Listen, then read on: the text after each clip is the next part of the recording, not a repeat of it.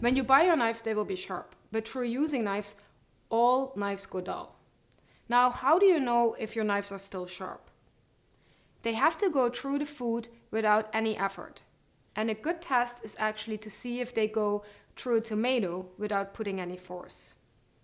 This is a sharp knife. And as you can see, even a fine-edged knife goes through a tomato nicely without me putting any pressure. This knife I have dulled. And you will see that it doesn't go through the tomato unless I put force, like this. So to get the best results, you will need to keep your knife sharp. And let me show you how to do that. Keeping your knife sharp involves two things: honing and sharpening.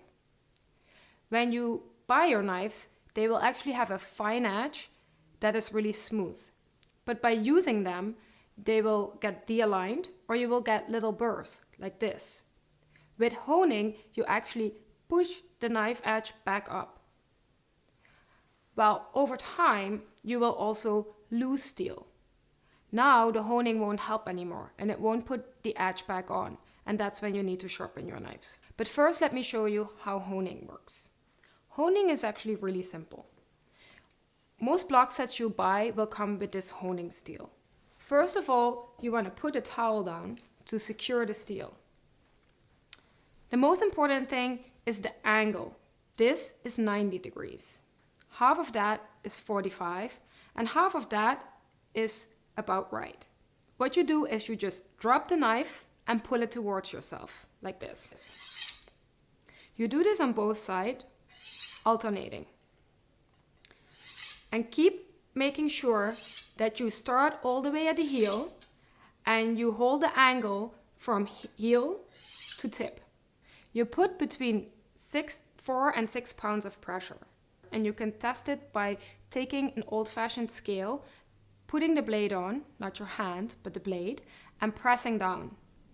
You start with those 4 to 6 pounds of pressure, and then you lighten up towards the end. Now, you do each side about 5 to 10 times.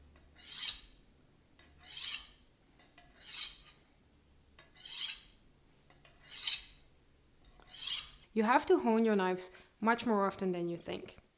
In professional kitchens, they actually do it several times a day.